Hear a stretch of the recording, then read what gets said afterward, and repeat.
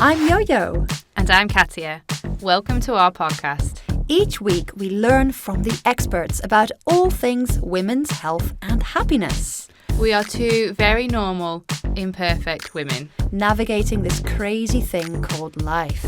And trying to stay happy and healthy while we do it.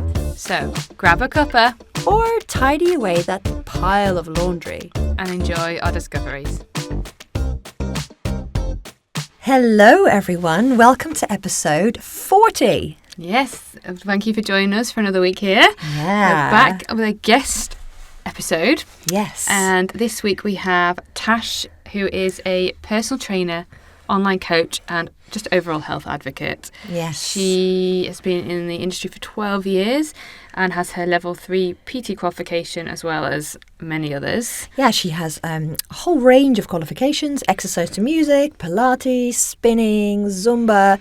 She's very experienced in in-person teaching, Yes. but she's now pivoted on towards more of a online presence. She's now mostly working on her online coaching, isn't she? Yes, she is, yeah. Which is brilliant because she's got such a passion for supporting women navigate life and through all the challenges of life, and she draws on her own personal experience as well, which can really clap to Tash because she just she's doing something, she's building a community as well, and understanding that there's a need for it. Yeah, and I think the community she's specifically really wanting to help women who through their lives, through stressful times in their life, and often it'll be women approaching perimenopause, that kind of stage, a lot of life stressors, maybe teenage children or something. Elderly parents. But what she really acknowledges is that she does not go for the diet mentality.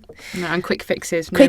No. She doesn't say you've got to go on a restrictive diet. And in fact, she's really moved away from that, which we talk about a lot in this interview, don't we? Yeah, we do. And how she's very focused on your mindset and you must be doing it for the right reasons, but helping you realise the right reasons. And if you're not really sure where to start. Yeah, and the right reasons could be health related, life, mobility, strength, but not the right reasons being, just to punish yourself because you've eaten a cake, for example. Yeah, and she'll help you if that's the mindset you're in, she'll help you coach out of that as well. So, which is quite important. So I think she recognises that and she knows that as well. And she just also the longevity, the sustainability, and what do you want to achieve in 20, 30 years? And you're not doing it just for the summer. It's for the rest of your life. And this is getting back in and how it can help you navigate all of this exercise and movement and, finding what you love. Yeah. And she gives some very doable tips they were for good. Beginners, people who are just at home, no fitness routine, no gym membership, no motivation. She just gives some very clear tips as to how you can start very small, with very simple, with no equipment actually. Yes, and so she was really good. She's very qualified in people who come to her starting from scratch basically. She has people who also have a bit of fitness and strength and she knows how to coach them up, but also there's a lot of people who come from having some time having activity, whether it's having children or you just stopped or you've never done it or you've been here, there and everywhere and never had a full regime or schedule. So she's really good at that as well. Yeah, so I really enjoyed this conversation. Yeah, she's lovely. Yeah. Thank you, Tash, for coming on. But thank you, Tash. I hope you all get something from this conversation because we definitely did. It was great to chat to her. We also had a really honest chat, didn't we? Yeah. It was very honest about all of our backgrounds with fitness, with body image, with other stuff. And real life. Yeah, so we enjoyed it. We really hope you'll enjoy it as well, everyone. So, see you on the other side. See you in a minute. Hello. Lovely to be here. Pleasure to have you. Yeah, absolutely. Very exciting. So, Natasha, you are an online fitness coach. What can you tell us straight away about the main benefits of exercise and movement for women? Maybe women specifically over, say, 30, 35 and onwards. What does it change as well through those age ranges? Okay. Yeah. So, I'm 52. Are you? And I didn't. You do not look like 52. You look amazing. Thank you very much. Thank you. So I didn't start my fitness journey until I was a little bit later. I've always dabbled with fitness. I've always loved fitness, but I always did it for probably the wrong reasons, probably, aesthetics wise, and just, not really knowing the ins and outs of why I should exercise. And then I didn't like PE at school. I hated PE at school. I didn't like the sort of way you had to do it at school, that you couldn't do the stuff you enjoyed and you were told you had to do this and that.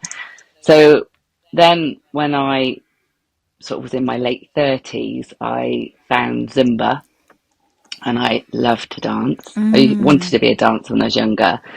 And then I realised that fitness is there for health and for enjoyment, and not just to, like, beast your body, or, just for aesthetic purposes. So I feel that women also, like, now I'm older and I'm going through menopause, I'm post-menopause through surgery. I realise that this is one of the real barriers for women when they, obviously, busy lives, family, elderly parents. You get to that point where everything starts taking over and you forget to think about yourself. And women tend to put themselves at the bottom of the pile, feel guilty about exercising, so they don't want to leave the kids, don't want to, encroach on anyone else, don't want to ask for childcare, don't want to ask anyone to do anything for them. They just feel like they've got to do it all themselves. So then, there are statistics to show that, when you get older, and I've read a lot of, like, statistics and surveys that have been done around older sort of women going into their 40s, that their exercise activity levels drop. Some women, when they get to their 50s, don't even do anything. And it is just trying to get that message across that is really important for your mental health, for your body, to prevent injury, I always say to my clients, look at your future self. What do you want your future, not just now, what do you want your future self to look like? Because, you want to think about what you want to be able to do when you have grandchildren, and what you want to, some people aren't there yet, and I get that. If, you might not be thinking about that, don't have to think about that. But a lot of women, coming into that age, sort of late, coming into the 30s, 40s, 50s, have to think more about themselves and prioritising themselves. And that is what I'm a real advocate about, looking after yourself. Because if you look after yourself, then everyone else benefits. Absolutely, absolutely. It's really interesting because last week we recorded our, like, kind of little chat after, and I said exactly what you said. Is that, but people say, like, exercise is like, oh, I have to put it in. It's like, it's framed as if you're doing self-care when you, like, do a movement, selfish, like, it's like frivolous self-care. And I'm like, well, that's not actually what it should be. It should be as mandatory in your life as, like, sleep, nutrition, and, they're the main ones. But then exercise should come, like, as well as brushing your teeth. Like, it's something like a habit like that doesn't, take 6 hours of your life, but then just is more of that. And it's not overtaking self-care, because yes, I'd like to sit and read a book for an hour, and that would be my self-care. Is that something I want to do for me? But exercise is for future me. It's more of a children. More of a healthcare than a self-care. Yeah, it's more, yeah, that's good. Yeah. So it's exactly what you said. Is that everyone does kind of think of like I can't do that because it's taking too much time from me, when it shouldn't be framed as that. It should be framed as essential. Yes. Definitely. I find it really interesting to hear that you said you only really found fitness in your mid 30s, you said? Something like that in your 30s? Yeah, so I'd always dabbled, and I'd always done a little bit of running, and I did a bit of pole fitness. So I've always sort of liked fitness. Yes. But like I said, it was for the wrong, it was, I started to, so when I was younger, I did do a bit of fitness, but it was always like dance, step aerobics. It was always for calorie burn and that kind of thing, like. Yeah, and it was always for calorie burn, and thinking, I've got to go and do a class, I've got to go and do this. And then I sort of lost the love a little bit, and then I had my children, and I did always want to be a fitness instructor when I was younger, and then I had the children, and I thought, oh, well, no, I haven't got time, like you say, I haven't got time. So then I went into different career paths, and then like I said, I found Zumba, and I realised that, through dance, women could sort of express themselves, they could be happy, they were still getting a workout, they were still moving in all different planes. And then sort of my love and doing more, sort of digging a bit deeper into health and fitness, that was when I sort of started to then think about, oh, well, actually, I really enjoy this. I could really sort of help women or even men, if they didn't like exercise, give a message to say that, you know, don't feel like you have to go and beast your body. Go and find something you really enjoy. Go and, get out into the fresh air, do something. So then sort of my career sort of spiraled a bit. I was working at a leisure centre, and then they asked me if I wanted to be a spin instructor. So I did spinning, and I thought, oh, I like this as well. And then anything with music, I really love. And then they said, did you want to do your PT qualification? I was like, oh, okay, yeah, I'll give that a go. And then I sort of thought, well, actually, if I'm a PT, then I can help women or men to look at exercise as something for longevity and strength and building upon themselves. And it doesn't have to be laborious or boring, or, you can make it exciting. And yes, this was, so 12 years I've been in the industry, but then I made all the really wrong mistakes when I was a PT, like telling people they couldn't eat this, they couldn't eat that, and because CrossFit was really big at that time, and I was sort of really into the paleo diet, and I was sort of looking down the wrong sort of holes, if you know what I mean. So I was a bit sort of like, Go into that in a bit more detail, maybe. So what are the things that you may have done in the past that now you've realized actually my approach has changed, or I don't quite align with that anymore? Have you got any specifics? Yeah, so I would probably tell people that be a bit restrictive on stuff, which now I say is really wrong, and then sort of saying, oh, well, why are you eating that? You shouldn't be eating that because which all now the calories to me is like, oh my God, did I say that? Yeah, did I say that? So things like that, those kind of mistakes I made around nutrition. I'd see someone eating McDonald's, I'd be like, oh, what are you eating that for? And, be really judgy. And so I know now, because, I've, learned and done research, and that, restricting and doing silly things like that, or frowning at people for eating certain foods, is really wrong. And those are the mistakes I made in the past. I want to nurture people now, and, eat anything you want, but within moderation, and, enjoy your life, enjoy going out with meals for family and friends, and, enjoy having a drink, and, nothing in life should be sort of taken out completely unless it's your choice to do so, and that's what you want to do, because that's, you might want to give up alcohol, that's fine, you might want to, but I don't say to people they have to do anything like that. And that's the mistake I look at, when I was starting out. That's really, because you see all the stuff on. Sorry, that's impressive that you can hold your hands up and admit to that, because you also were probably a PT in a time where that's what everyone was doing. Yeah, like that's what everyone. That's the mindset everyone was in. It wasn't just like you personally, but it's so impressive that you know that, and you say it, because a lot of people won't ever admit that their mindset has shifted, and it's you're in a place where now you're like, actually, it was wrong back then, and I've moved away from that. And I always find that the experts I gravitate to, that I trust, are people who do say, back then I said this, now I disagree with what I used to say, because actually I've learned, I've seen more. So it's great that you say that, because there's plenty of people who hold on super tightly to the mindset and the ideology that they have a bit too tight. Yeah. And like you said, at the time, it was sort of the paleo diet, and all these diets were coming out where you have to eat certain foods, and you have to do this, and you have to do that to get sort of lean. And, now my outlook has changed completely regarding like aesthetics and the food you eat. And, so it has changed a lot. So maybe, you went into, for the better. You went into a little bit of detail already about, it's more about moderation, but is there more you can say about what your outlook is now? How you specifically support women with their body image, their body confidence, their fitness? What's your approach now? So a lot of it is mindset.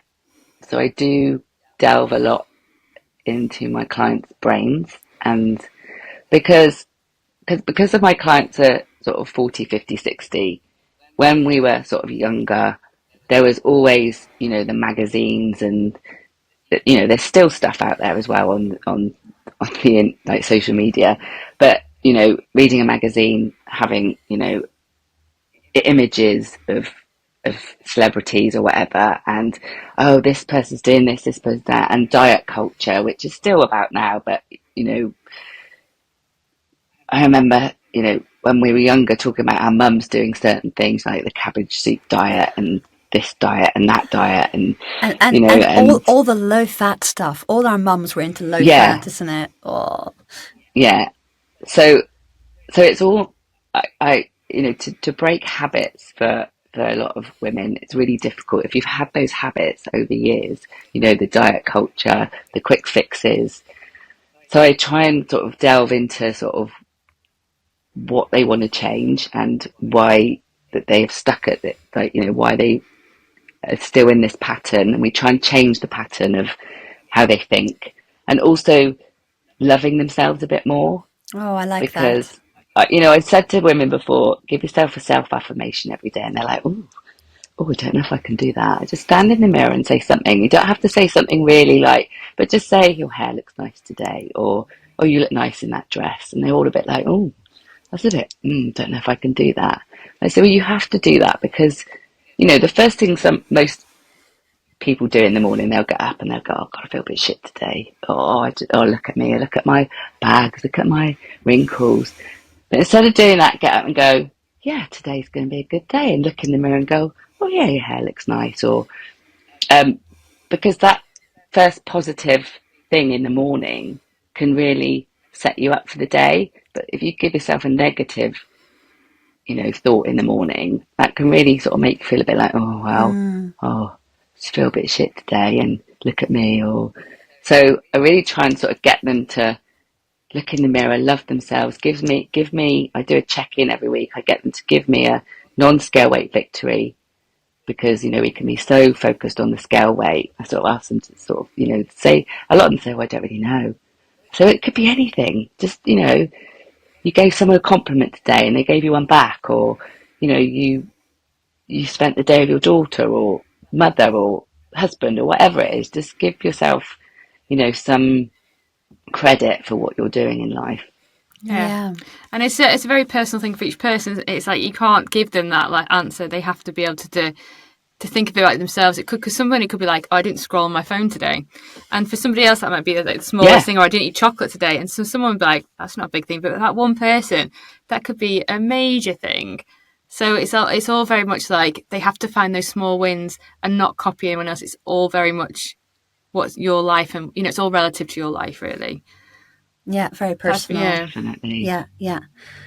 Oh, amazing. Are there any other, so we've kind of talked about misconceptions in a way, like back in the day, like other old trends, but do you currently see any misconceptions about bodies, fitness? You can talk about diet. I think we've already covered diet a bit, but any other misconceptions about fitness for the women that you serve? There is still a lot of things on social media with regards to blast your belly fat, get the thigh gap, and it's all those, it's the terminology as well that I don't like, that is still going on, like bingo wings and, belly fat, and I get women, it's absolutely fine to want to lose fat. Absolutely. I don't have any issue with that, but lose it for the right reasons. Don't lose it because you sort of think you have to fit into society, because you will be, if you're a size 10, you'll be accepted better. Or so it's all those misconceptions, and, people trying to sell things that are sort of quick fixes. I don't like quick fixes. So it's trying to change people's misconception of those things, that you don't have to have XYZ to be accepted or love yourself more, or, because so many women will waste so much of their life, and me as well. I'm not saying that this is, I've been there. This is why I can talk about it. You'll have a photo taken, you'll go, oh God, I don't like the way I look. I don't like, I'm too big. I've put on weight or whatever. And then you'll look back at that photo 20 years later and you go, oh, actually, I look all right. And you've wasted all that time worrying about, that thing. And it's sort of like, you looked all right and you look all right now. It's sort of, stop chasing something and stop getting sucked in by comparing yourself or, like I said, the belly burners or, the skinny teas or whatever, because there's no quick fix. Absolutely. You mentioned the one thing you see on social media also, like the thigh gap thing. I that's one of my pet peeves. I hate it because I know how beneficial it is for people, and also especially women, to have muscle. Especially like muscular legs are so good for you, for longevity, for everything. And then if you have muscular legs, you don't have a thigh gap. And I'm like, that's what you should be aiming for, to not have a thigh gap and to have muscular legs. So this is a recent thing, a very personal thing for me, is the thigh gap is what triggered me to have very disordered eating. Really? Is that conception that I should have. And that's why I used to run so much. And that's why I used to eat calorie deficits and be insanely, because in my head, that was what a thing is. But it's not now. I don't actually care. And this is probably for the last, if I'm realistic, probably from having children and my body's not this, I don't have the time to exercise, I don't have that, but also I love my body being stronger, and you're getting into strength now, aren't you? Yeah, I just don't understand, my body feels more powerful. And this is the thing, is that you're saying is that people put what their body looks like in terms of their fitness and health, when actually their body and what it looks like is a beauty standard, not a health standard. And a fitness standard, which is where I think a lot of people get stuck up. It's not, if you're comparing your body, you're looking at beauty and aesthetics. It's not health and fitness.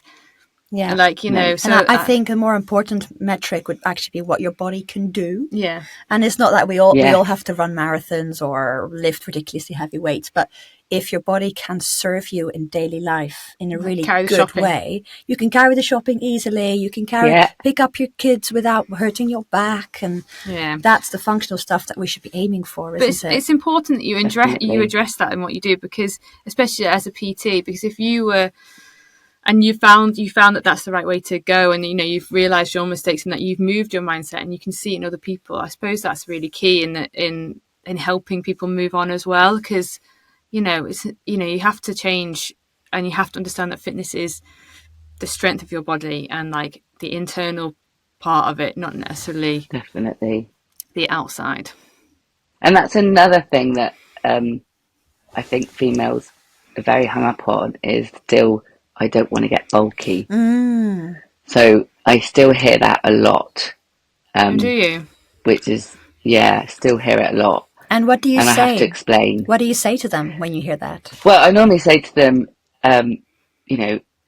imagine, so I always say, do you know bodybuilder competitions and stuff like that, where, women and men build loads of muscle and they get on stage. So that doesn't happen overnight. They have to really, really work at that. By lifting a few weights, you're not going to look like that, because you have to change your diet, you have to change your nutrition, you have to train to look like that, in a specific way. So for me, ask you to sort of lift some weights, and you're not going to get bulky, you're going to get the word toned, which is what everyone uses. I want to be toned. So I say toning is actually building muscle. They go, oh, okay. Oh, right. So that's part of the way I get around it, but I still hear that a lot. Yeah. We hope you're enjoying this episode so far. We'd love to help more women out there, so please subscribe, rate and review, which helps more people find us. And share this episode with any friends who you think will enjoy it too. Thank you. And without further ado, here's the rest of the episode. And it's so unfortunate, isn't it? Because I know that physically women could just benefit so much from having more muscle. Yeah, there's the osteoporosis, and it's also just generally to be able to support themselves and their body and their frame and their children, what they do on a day-to-day basis, and to lift is just It's key. So, I mean, maybe we can get a little bit sciencey, perhaps. Would you be comfortable talking about the physiological benefits for women to have a bit more muscle in their bodies, perhaps? Yeah. So the reason, the main reason is to protect protect you from injury. So having more muscle as you get older, you tend to, can have more injuries. To help with bone density, because obviously menopause, you're depleting in estrogen, which will then, if you don't help your body during menopause, then you can get osteoporosis, which can then end up with bone breakages. And I just, so the studies have shown that women that don't build muscle or don't hold muscle it can lead to frailer frame, weaker frame, and result in falls. Yeah. And result in, like I said, different bone density, and also with, like we said earlier, things like reaching and bending down and carrying things. Because obviously as we get older as well, like I said, during like menopause and age, then, muscles start to deplete, hormones start to deplete, and we have to look after these things. And there are obviously lots of studies to show that there's not as many studies I'd like in the menopause phase, but they're getting there. But, and I know not everyone, like I said before, not everyone wants to think about that phase, but it's very important that we talk about. I'm very sort of quite a big advocate on menopause and, what to expect. And it's not to scare anyone. It's not to say, oh my God, but it's to get them to think about preventative issues now. Yeah. So, there's no point getting to 60 and go, oh my God, I've gone through the menopause, now I want to build muscle. You've got to think about it before you get to that stage, because when you go through menopause and you've got the muscle and you can protect your bones and ligaments and joints, then that's going to give you a really sort of safe journey through your menopause. Okay. Yeah, absolutely. And one thing you mentioned about the fact that there's research showing that women with carrying less muscle are more prone to falls in later life. And that may sound to a youngish person like, oh, a fall, I'll just get back up. But a fall is like life changing, isn't it? And there's some people and then because you haven't got the strength and the muscle, you can't always get yourself back up. And it's not just it's not just the physical getting back up. So just a little background, I studied aging and exercise for aging. And actually I'm really passionate about this point, because when you fall in, say, your 60s, 70s or 80s, you then get into hospital, and it's not just a broken hip that you then come out with. You go in with a broken hip, you come out with the beginnings of dementia. They've shown this, that it's such a knock-on effect to everything in life. And the thing that could have maybe prevented that was muscle strengthening exercises much earlier in life. So it's a big, big deal. Yeah. Yeah, definitely. So, and then sat in that hospital bed for weeks.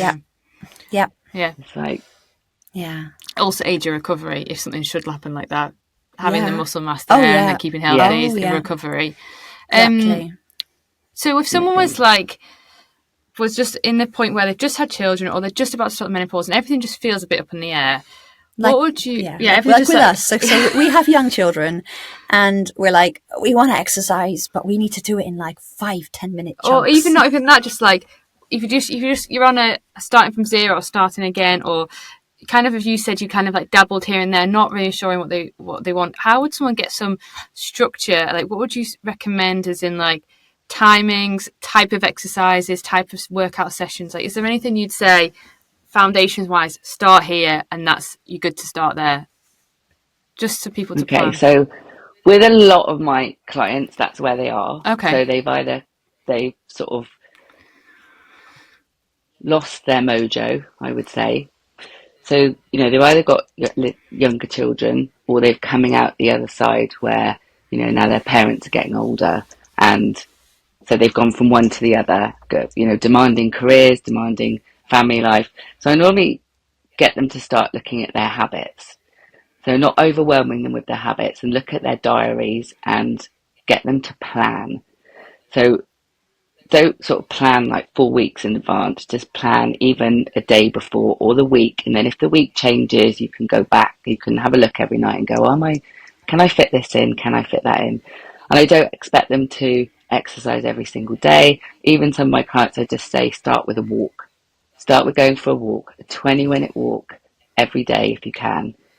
Just even if with your kids, even, but plan it in. Know that when you're best in the day, like I'm best in like going for a walk in the morning, so I will plan that in, and then we just add a little bit extra. So while you're sort of doing this, think about your water intake, your fruit and your veg intake, because all of these things are important with the energy levels. If you're eating crap food all the time and you're feeling crap and tired, then look at adding a few more vegetables and fruit in to get your multivitamins in, and then your hydration, because obviously that's important if you get that sort of slump and stuff. So thinking about your water intake and sleep, really important. Sleep.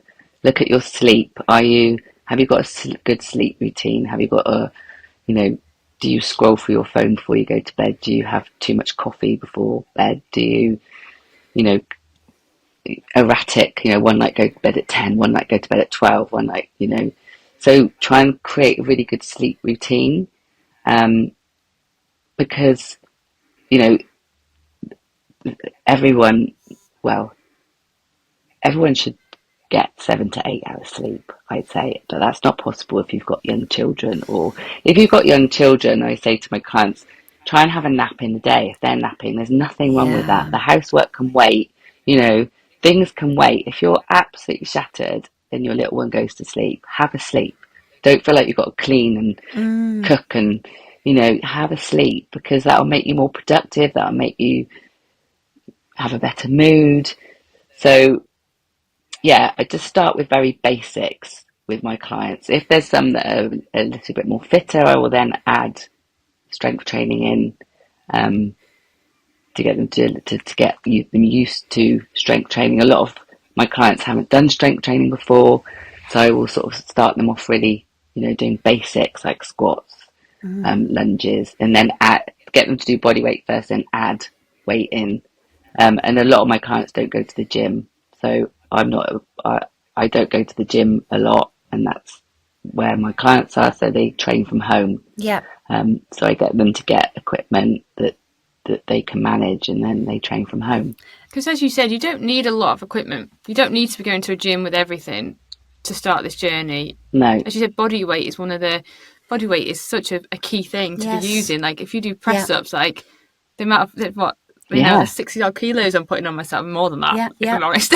But there's a lot of weight I'm putting on my arms there to push down and press up. And all your plank or press ups, your core, everything's working. Yeah, so as you said, it's not that people need to feel that they're going to these gyms with all this equipment. So you keep the barriers quite or low. beast their bodies. Yes. Yeah. Yeah. Yeah. And you don't need an hour. Yeah. You don't think, oh my God, I haven't got an hour. Yeah. Some of my clients, I set them 20 minutes and that's it. Yeah. Just say 20 minutes, just do it. Yeah. Some of them do it in front of the telly, which is fine. You've got to enjoy it as well. If that's how you get into it, and it makes you'll start to and you start to enjoy it, you'll start to turn the telly off. So if that's how you're doing it, and you start to feel it, you'll start to get into it. If that sort of gets you started, I'm like, do it. Yeah, absolutely. Yeah. And what about good music on? Yeah, music. Yeah. But an example for someone at home listening to this who's not into it. What are the very basic? You said start with the basic strength body weight exercises.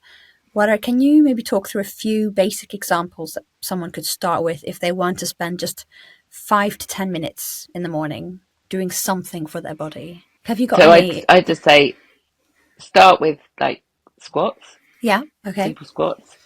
Even use a chair. So if you want to do a chair squat, so you get your form right. So sit down in the chair and then drive up through your feet, coming back up again. Even if you're waiting for the kettle to boil, just do a few squats. Press ups, sure. Even if it's against a wall, start simple. Don't try and start in a full press up. don't, because, a lot of people will go all out sometimes with exercise, and they'll try the hardest thing, and then that's when they give up. It's not sustainable, because then they feel a failure, and then they go, oh, can't do that, I'm not going to try that again.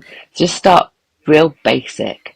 Don't put too much pressure on yourself. Wall press ups, fine. Then go down to the floor on your knees, and then maybe try one in a full after a few weeks, and then see how you go. Same with squats. Starts with chair squats, or just squat while you're brushing your teeth, making a cup of tea. Sit-ups, so, good for the core. Planks, as you know, are really good. So, just start giving yourself a little bit of a challenge. Start on your knees with the forearms, and then, then lift your knees a little bit, see how long you can go. And then even write it down. So this week I did 15 seconds. Like the next day I did 17 seconds, whatever. And that you can see a little bit of a progress, and you can see, because we don't want the goals to be unachievable. We don't want, because that is when you fail. You want everything to sort of just take it slow, take it steady, and just, so squats, press ups, sit ups, and plank. Perfect. Oh, amazing. Yeah, thanks. So it's more like consistency, small consistency. Yeah. Yeah. And even with sit-ups, a lot of my clients can't do full sit-up, so we start with maybe a Pilates ball or cushion behind the back. So then you come in a half sit-up, and then you sort of come up, and then you go down a little bit lower, and then you come up. So every time you can get that little bit of progression. Yeah. And then before you know it, you go all the way down and come back up. Yeah. Perfect. And that's important for people who haven't done it before, or like coming back from like having babies, where your core maybe not where it used to be, even if you just Whereas it's more difficult after having a baby, but it's even more important, isn't it, to get that core strength back before your child becomes a toddler or other heavy child, and you need all that core strength to support your back. Yeah, definitely. Wow, thank you. Really useful. And it's also important that you said like about the gym and like being at home. And this is the thing that people can feel daunted going to the gym. And also, if they're anything like me, they'll go to the gym and I'll just get distracted. Like, I find it harder to work out in the gym. But if you tell me at home, you've got 30 minutes, my equipment's there, or like whatever I need, and I have a little routine like that we've just said, I can be like, I can do this in 20 minutes, fine. But like getting to the gym, looking around, like I end up being like just sat there for an hour, and I'm like, I could have actually just had an efficient at home efficient time. And I think that's important for people to be like, you can do it all at home. But people like going to the gym because I think gets since them out and it gets them in lockdown the as right well, headspace. people have realised that they can work from home, and it saves time. Instead of having to get in the car, go to the gym or whatever, then they've got a few extra minutes before and after. That's a big one for me. I'm very efficiency minded, so I'm like, I'd love to do, if I can do it at home in half an hour, why spend an hour and a half with the whole driving, changing, finding a locker and all that stuff. Yeah. Fantastic. Yeah. Let's see. You've talked about quite a lot of pet peeves already. And also about worries and anxieties about the shape of our bodies, what you say to your clients. Is there anything else you see when women come to you that they just something that we might have picked up on that you feel that you need to just tell them that it's normal? And any tips for anyone who's feeling like in their body and they look in the mirror and they're not feeling great? Have you got any like tips there, like for people, just apart from the affirmations that, I mean, everyone feels like that, I suppose, but you see more women than we do, that, is there anything that we might be missing, like concern wise or positive, like kind of things they can do in their daily life? I think people put too much pressure on themselves. To be perfect. And if you take that pressure off a little bit and don't be so harsh to yourself, and don't doom scroll and think, oh well, look at that person, why don't I look like that, they're my age, why don't I look like this? We're all different, we're all different, our bodies are different. I think a lot of women still have this misconception of they've got to be thin, this shape and thin, and if you've got curves, celebrate your curves. If you and like I said, there's nothing wrong with wanting to lose fat. If you want to lose fat for health reasons and you want to feel like you want to move better, and to do that, or you've got aches and pains and you feel like if you want to fat loss then you'll feel better and more confident, absolutely fine. But also, think about why you're doing it. Is it just because you want to make someone else happy, or is it because, you feel the pressure? Or just think about, what is it I want? Is this going to make me feel better?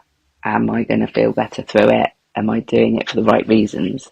And that is important. Also, a lot of women stop working out or exercising because, they're starting to go through the transition of menopause. So everything hurts, everything aches, sleep is really difficult. You don't really know what's happening to your body. You get anxious, you get a bit depressed, you get the hot flashes.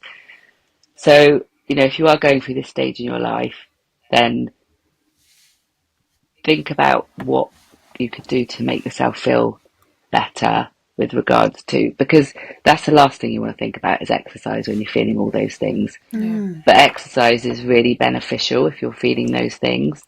And like I said, it doesn't have to be high impact. It doesn't have to be running a marathon. It's just moving the body a bit more, thinking about your sleep routines, thinking about your food, thinking about building muscle. Yes. So if you're going through that stage, just, reach out to someone or find a personal trainer, find someone that understands you, find someone that can help you through this journey, because, the more you put it off, and also for mental health, I think it's really important, like exercise for mental health. Once you start to feel strong, once you start to sort of come out the other side, sort of because you've been doing that little bit of movement or exercise, you will feel a lot better. Yeah.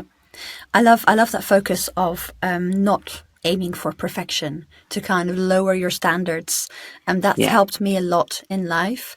Generally, every time I started kind of running, I'm always lowering my standards. I'm always telling myself, this is just a fast walk, basically. Yeah. Whatever I do, it's a little bit faster than walking, and walking would also be great. So it's like lowering your standards. I think that's expectations and expectations is how I've started.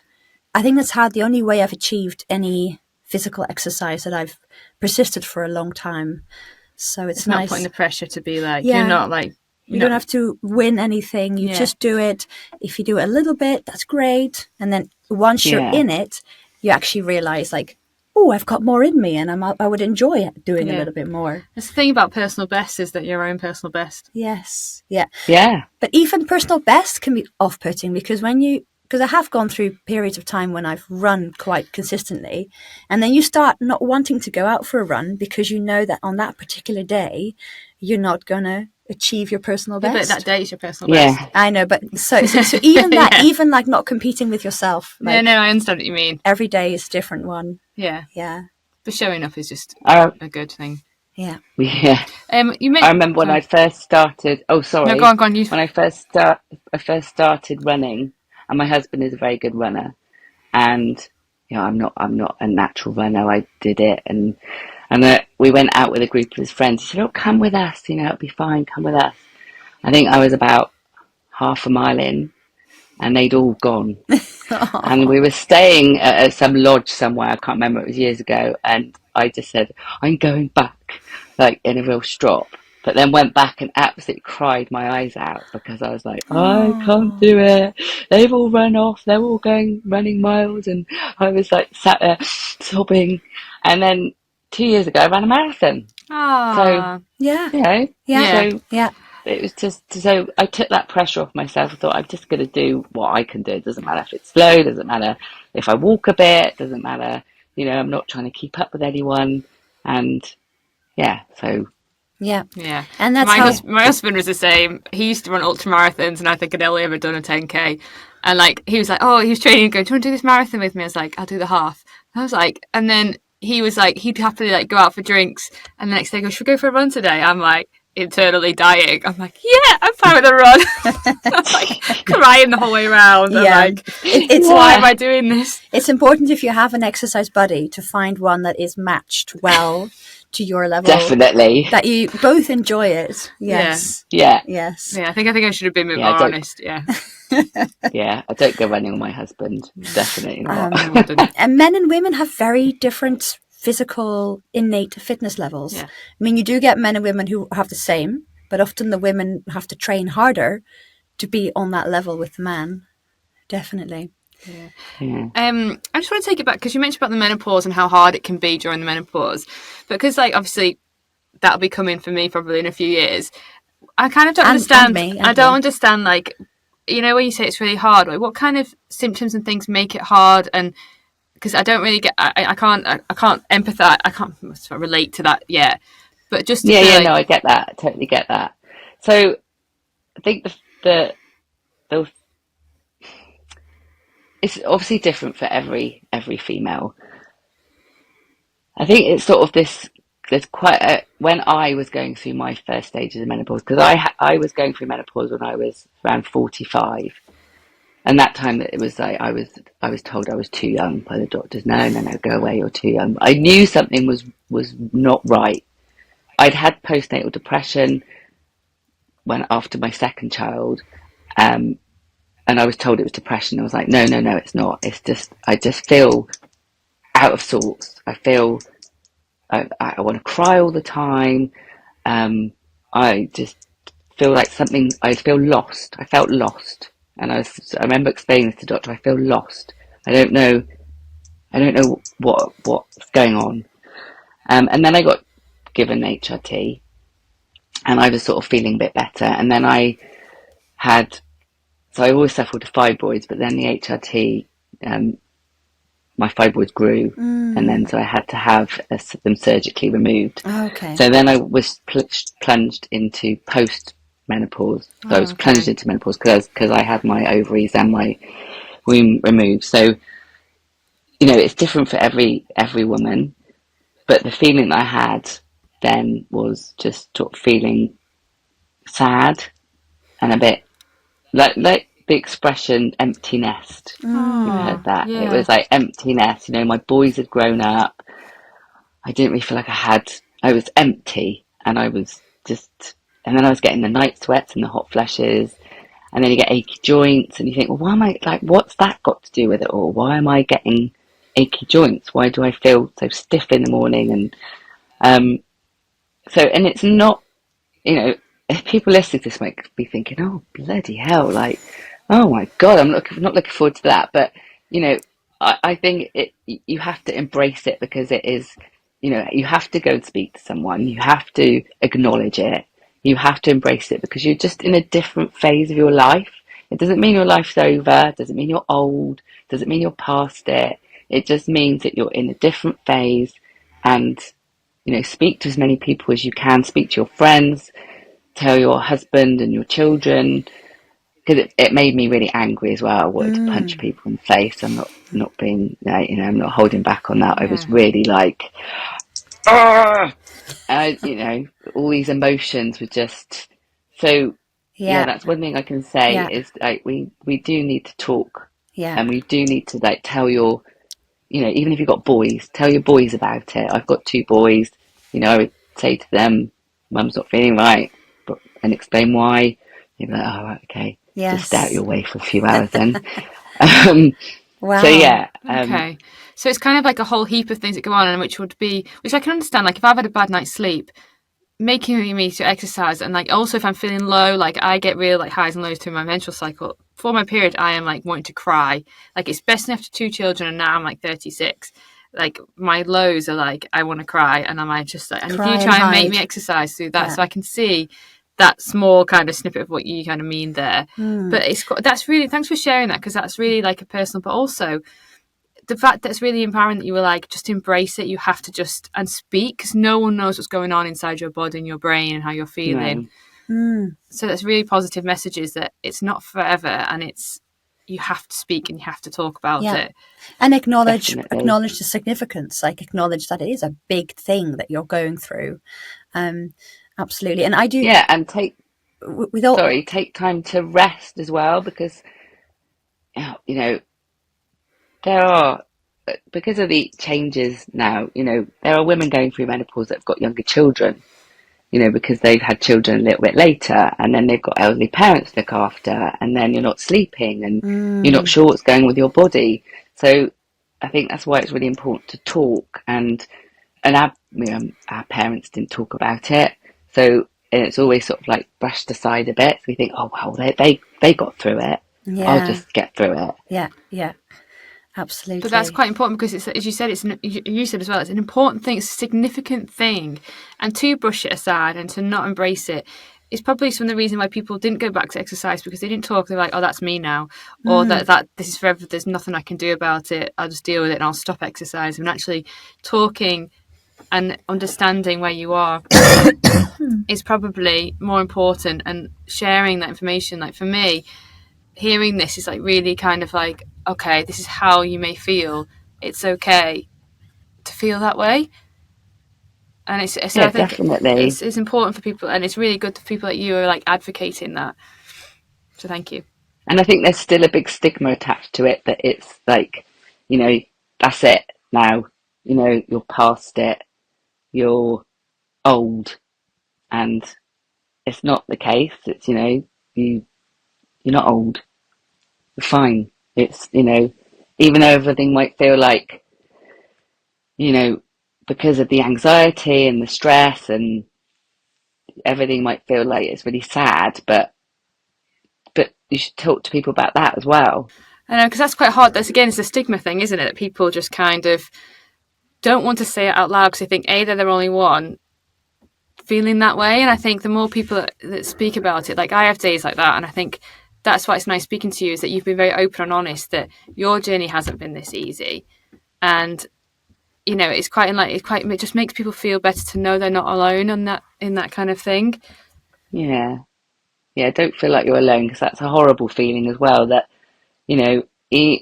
find someone that you can talk to. And I find that's with lots of things in women's experience. So, I mean, menopause, it can be a really lonely experience if you don't share it. The same, I mean, it's a completely different topic, but you often hear about how going through a miscarriage is lonely. And in my mind, I'm like, of course it's lonely if you don't talk about it, No. And it's the same, like a lot of things women go through. It's not been in the culture to openly discuss it, isn't it? No, so anything menstrual, people who have horrific periods, perhaps they don't discuss it if they've got the endometriosis, and women just need to talk. Definitely. Yeah. And I think we're so, I remember this with my kids, we sort of, like I said, we always feel like we've got to be in control, and we've got to feel like we're managing everything. And, I remember feeling such overwhelm sometimes with my two little boys, but then, oh no, I have to just carry on. I can't tell anyone I'm not coping. Yeah, whereas you just, as a young parent, just, I'm not coping, it's so tough. And everyone else will go like, yes, it is so tough. I hear you. And it's also that some days you feel like as a parent, you've nailed it. And you're like, oh, that was a good day. And the next day, brought back down to earth, you're like, none of us are out of pajamas. And then that's okay. Like, it's just like, life is like this. And like, it's okay to say, yeah, we've all been there. No one's swimming along. No one's coasting along. Yeah, absolutely. No. I definitely am not. I'm going to hold my hands up there. but I didn't. No, gosh, no. I went through a bit of postnatal depression as well. It's but the only thing that pulled me out of it was exercise. Yeah, me too. So it's with our first boy, and I wasn't really able to exercise properly for about 6 months, and all the naps he did were contact naps. So I was just so sedentary and inactive. And then once we got him to nap in his cot, and then while he napped, I could do some exercise. Just movement. Yeah. I mean, I had to stay in the house, but I could do an hour of my yoga, which is quite a physical form of yoga. That's just a game changer for my mental health. So. Oh, amazing. Yeah, definitely. But just one from what you said about all the symptoms you felt when you were plunged into that postmenopausal life, the low mood, the anger, and all of that. I do think that although it will be more difficult to motivate yourself to exercise, as you said, all of those things can actually be combated so nicely with exercise, because you get those natural endorphins from going to a Zumba class or something else. And then if you're feeling angry, go to a boxing class and like punch something, like literally exercise could have helped deal with all those it is, feelings. but it's finding that what is going to work for you and what you get joy out of, and and what doesn't feel too daunting, but also you don't want to start something new. It's quite, if you're feeling like not by yourself and lost, starting something new can even feel a bigger thing as well. Like you need to try. That's why you cared about like preempting it and finding your joy and things. Yes, it's just important to do whenever you can. Like grab it and start it. Absolutely. And try lots of different things. You don't have to stick to one thing. Like go and try a Zumba class, go and try yoga, go and try, because you don't know what's going to fit for you until you've given it a go. Take a friend if you're a bit anxious or don't feel very confident. Go with your mum or daughter or anyone just to make yourself feel a little bit more comfortable. Or let the coach know. Like I'm sure if someone signs up to your online things going, I'm really nervous, I'm not really sure what I'm doing, this is the first time I've done that, be open with them, because I'm sure like if someone said that to you, you'd be like, I am here for you, and you'd pay that little bit extra care because they've told you that speaking that out loud. Like if it's not the same, but if someone came to an event and they went, I don't know anyone, this is really big for me, I'd be like, I'd watch out for them. I'm there for you. Don't feel like you're on your own. Absolutely. And I think, as you said, it's like communication that absolutely find something that you do and tell the coach. Because I run boot camps as well, and the boot camp word scares everybody. So last night, actually, I had 2 girls come to me and say, we want to come to boot camp, but we're really scared. I said, don't be scared. We just muck around half the time. So I was like, you buddy up with someone, everyone's really friendly, we have banter, we have, just come along and try it. Come and give it a go for free. If you don't want to do it anymore, just go, but come and try it and see what you feel. Oh, nice. And everyone's really friendly, and it's just making someone feel connected when they come into a class situation, isn't it? Or that they belong to it. Yeah. But one thing I do want to add, so you said try many things, and because not everything is going to be your thing, but I would urge anyone to try whatever they're trying at least 3 times. Because I think often if you try a new thing, the first time you do it, you're going to be shit at it. Or potentially, maybe you'll be amazing. And that's okay. And a lot of people find it really uncomfortable to be not very good at something. And I think it is pushing through that a little bit, trying it a few more times. And then if you've done it 3 times and you're like, no, this really isn't my jam, move on, do something else. I mean, that's important for things like strength. Yoga, flexibility. If it's like you go to a tap class and you're like, this is just not for me. Like, even the first time a tap can be really confusing, but if you've done it a few times, who knows? True, Who knows? True, maybe. I don't know. I was more thinking like this, the foundation, like strength and things. That really, if you don't do tap again, it's not the. But if you give up on yoga and strength and cardio, So I'm a yoga teacher, and so I always say to people, the first time you do it, it's probably going to feel really weird. You're going to be like, I have no idea what I'm doing. Am I even doing this right? And I always want to tell them that is normal. Don't judge yourself. Don't think like it's not for you if you don't feel like you can't do it. Mm-hmm. And also the thing about looking around at everyone else, I always say to them, don't look at what everyone else is doing, because some people have been with me for years. And, if you look at someone in my Pilates class or whatever, and they're doing, got their legs over behind their head or whatever, you might be going, oh my God, well, I'm never going to be able to do that. I'll never come back here. So there's no point. Don't look. Yes. Yeah. Don't look at what anyone else is doing. Just, this is your journey. This is what you're doing. You'll get to do that. And if you've got a saying for this. Doing it. You've got a saying. Yeah. Katya has a saying for this. What was it? Stay in your lane or stay. Oh, stay in your lane. Oh yeah, or something like, Oh, run your own race. Run your own race. There you go. Oh, that's it. Yeah, brilliant. Run your own race. Yeah, run your own race. You've no idea where people started, and you've no idea like where they are. But I say this because I say this saying. But I was at personal training today in the CrossFit gym, and there was guys doing like headstands and walking, handstands and walking, and I'm like, I'm like here with my little dumbbells. But But you know what? I'm a completely different journey. I've just had 2 children. I can only work out like twice a week, and he could go every day for all I know, and he could be doing it for 10 years. So our bases are different. Those guys could 10 years every day, 3 hours a day. You don't know. Yeah. Wonderful. They could be professional gymnasts for all you know. Yeah, like, exactly. Okay. So we have a few questions that we'd like to finish off with that we kind of ask all our guests. What about you asking your question first, Katia? Okay. It's like my question. Her favourite one. I love books, so I always ask people this question. Do you have any books that you'd recommend to our audiences in, like, can be fiction or non-fiction, just ones that you think everyone have a must read in their life if they're going to pick up a book? I saw this question. You know what? I love reading books, and I read books when I go on holiday because that's my downtime, and I can never remember what the books are. But I have got like the book that I really like, which is the Chimp Parody. Chimp. Yeah, I've heard of this one. Paradox.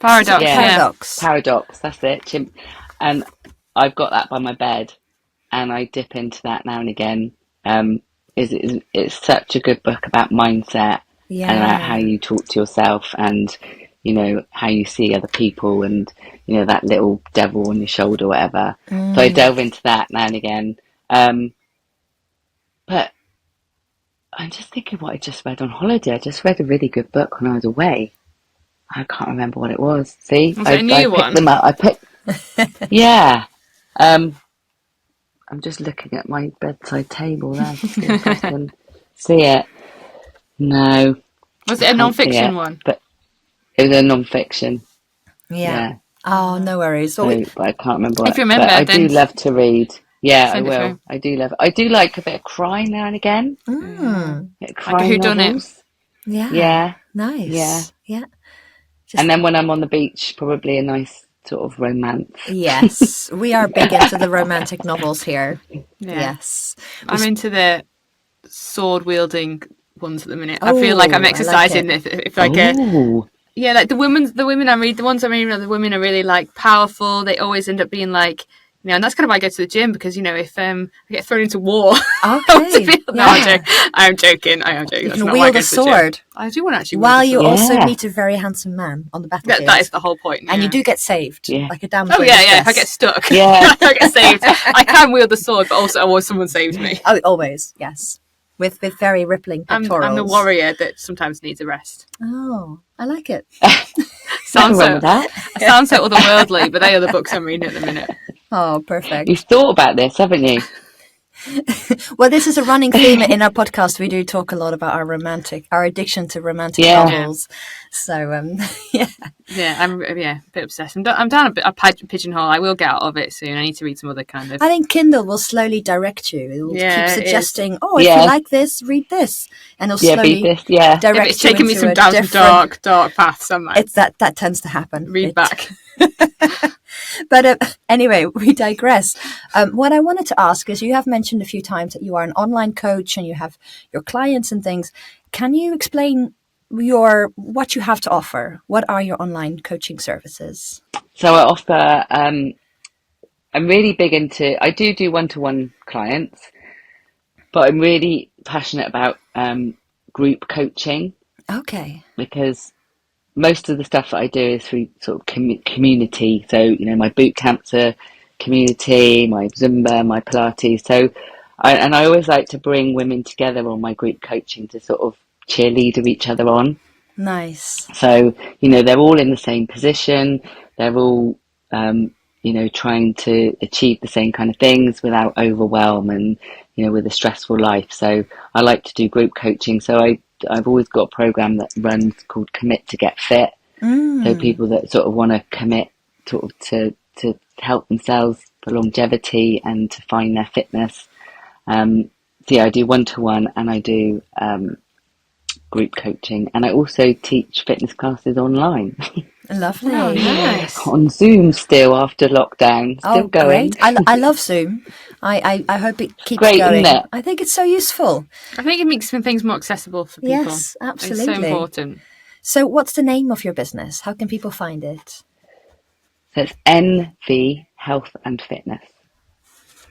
NV Health and Fitness. It started. Yes, it started. So I'm Natasha, and then I started with my friend Vicky. So we did. So N and so AND V Health and Fitness, and we liked the play on words. The NV. So the ENV, like envy, envious. Oh, okay. And then so we were envy dance and fitness because she was a dance instructor and I was fitness instructor. And then she went and had babies and she's actually got her own glamping site now. Oh. So I changed to envy health and fitness rather than envy dance, but I kept the V. Yeah.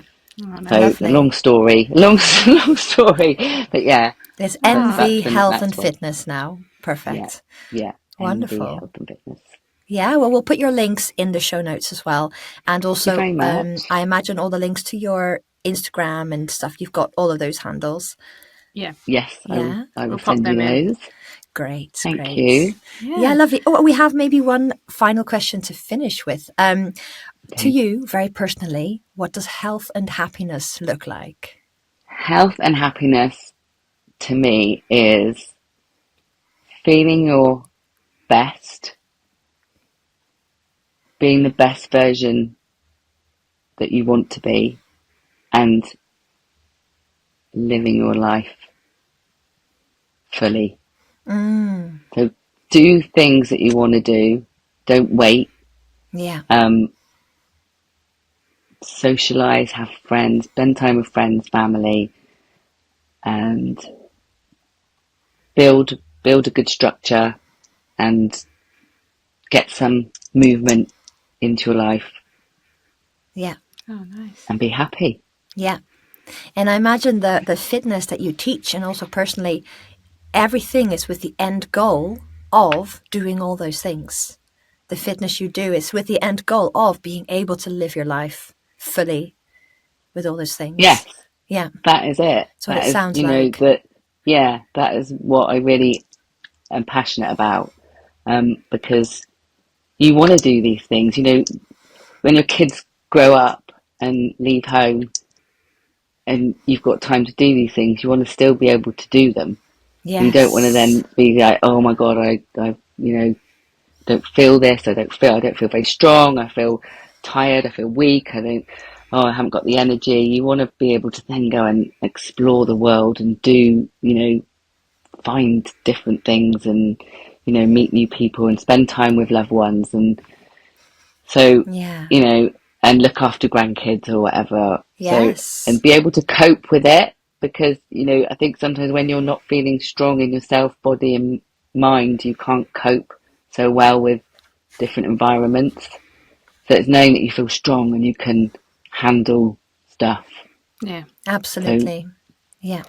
Oh, nice. Very good aim. Very true. Thank you. Fantastic. Well, thank you. Natasha, thank you so much for your time today. We really appreciate it. No, I love being on. Thank you very much. It's been lovely to chat to you. Thank you. Thank you. And I hope our listeners go and check out your website. It sounds like you do amazing stuff. So, yes, well done. Thank you very much. Yes, well done. Thank you. Wishing you all the best with everything you do. Take care. Lovely to speak to you both. Take care. Bye. Bye. Bye. Welcome back, everyone. We hope you enjoyed that conversation. Back. Yeah, I definitely enjoyed it. No, it was lovely. It was so. I took a lot. She was really open. I loved the whole conversation about just made me feel better about things and a bit more clearer, especially what's coming. I know we talked to a lot of people with menopause, and also, it makes me kind of like, it's nice to talk to people, like just reaffirm things in your head. And yeah, because both of us kind of in our late 30s, kind of mid to late 30s now, this big word of perimenopause is coming, and it could be another 10 years, but it could also be less than that. Yeah. So we don't know. And to hear someone, she is on the other side now. Yeah. Still rocking it. Yeah. Super amazing fit, work. super strong. And so it's just quite an inspiration to see. Yeah. But we hope you took a lot from that. We'll go into more detail in our weekly waffle, which comes out on Thursday. Yes. But we hope you enjoyed that for now, and we will be discussing a bit more of what we felt and our reflections and what we'll be taking away from it on Thursday, plus a lot more. Plus a lot more, as Obviously. always. Yes. Lots of waffling to come on Thursday. Yes. So Yeah. for now, we'll say goodbye and we'll see you in a few days. And yeah. Thank you very much for listening, everyone. Take care. Bye. Thanks so much for listening all the way to the end. If you'd like to get in touch with us, you can email us on hello@healthandhappinesspodcast.com. Or we'd love to connect with you on our Instagram, Facebook or TikTok pages. You'll find the links to all our socials and more on our website, www.healthandhappinesspodcast.com. And lastly, before you go, please give our podcast a rating and a review. It really helps others find us. See you next week. Bye.